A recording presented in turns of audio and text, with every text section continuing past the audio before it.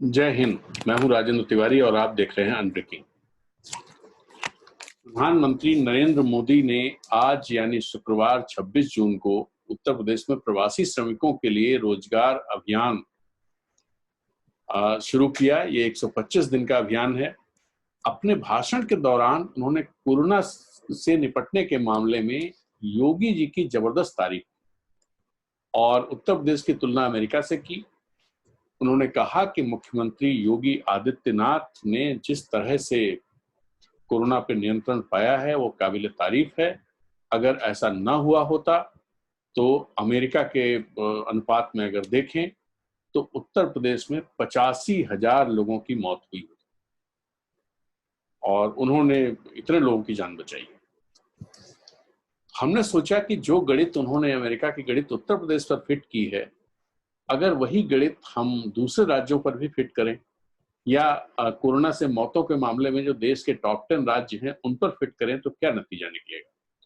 क्या वो राज्य अमेरिका के मुकाबले फिसड्डी रहे हैं या अमेरिका के मुकाबले बहुत अच्छे रहे हैं। प्रधानमंत्री मोदी की गणित हमने दूसरे राज्यों पर की अप्लाई, लेकिन इस गणित की बात समझने से पहले एक बार सुन लीजिए कि प्रधानमंत्री मोदी ने क्या कहा। अमेरिका की जनसंख्या करीब 33 करोड़ है। यूपी की जनसंख्या 24 करोड़ है। लेकिन अमेरिका में अब तक 1,25,000 लोगों की मौत हो चुकी है, जबकि हमारे उत्तर प्रदेश में 600 लोगों की मृत्यु हुई है। अगर योगी जी ने और उत्तर प्रदेश के उनके सभी साथियों ने, उत्तर प्रदेश की सरकार ने सही से तैयारी नहीं की होती, अगर यूपी में भी अमेरिका की तरह ही तबाही मची होती तो आज उत्तर प्रदेश में 600 नहीं 85,000 लोगों की जान जा सकती थी।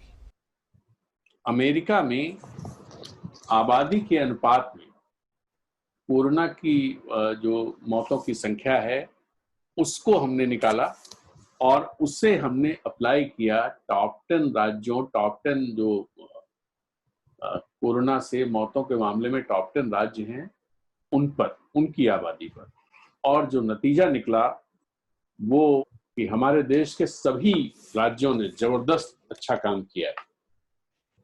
टॉप 10 जो राज्य हैं पहले उनके नाम जान लीजिए। महाराष्ट्र जहां 6,931 मौतें हुई हैं, दिल्ली जहां 2,429 मौतें हुई हैं, गुजरात 1,754, तमिलनाडु 957, बंगाल 616, उत्तर प्रदेश 611, मध्य प्रदेश 542, राजस्थान 380, तेलंगाना 230, हरियाणा 211। अब अगर इन पर अमेरिका का अनुपात अप्लाई करें इन राज्यों की आबादी पर तो महाराष्ट्र में मरने वालों की संख्या होनी चाहिए थी 47,176 और दिल्ली में मरने वालों की संख्या होनी चाहिए थी 7,168। लेकिन दोनों राज्यों में मरने वालों की संख्या काफी कम है। महाराष्ट्र में 47,176 के मुकाबले सिर्फ 6,931 लोगों की मौत कोरोना से हुई है। दिल्ली में थोड़ा अपर एंड पर है आंकड़ा, लेकिन अमेरिका के अनुपात से अगर देखें तो उसके मुकाबले दिल्ली में भी संख्या काफी कम है। जहां दिल्ली में 7,168 मौतें होनी चाहिए थी, वहां सिर्फ 2,429 मौतें अब तक दर्ज की गई और ये आंकड़ा शाम को 8 बजे तक का है। गुजरात में 24,469 मौतें होनी चाहिए थी, लेकिन यहां मौतें हुई हैं 1,754। तमिलनाडु में 29,821 मौतें होनी चाहिए थी अमेरिका के हिसाब से, लेकिन यहां पर मरने वालों की संख्या है सिर्फ 957।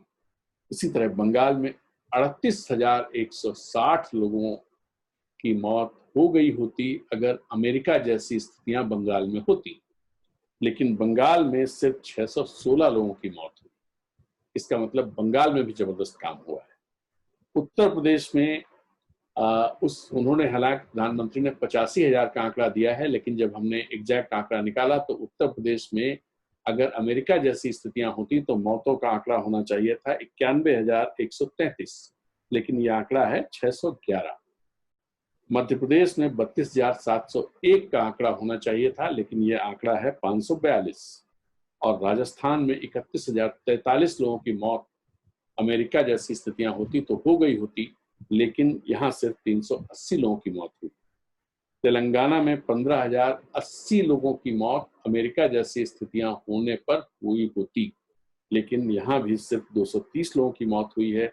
और हरियाणा, यहां 10,805 लोगों की मौत हो गई होती अगर अमेरिका जैसी भयावह स्थितियां हरियाणा में होती, लेकिन हरियाणा में 211 लोगों की मौत।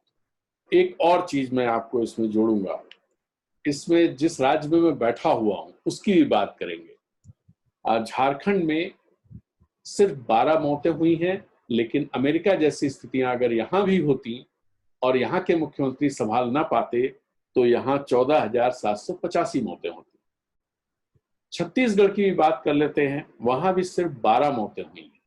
अगर वहां भी अमेरिका की अनुपात चलता तो 11,277 मौतें होती।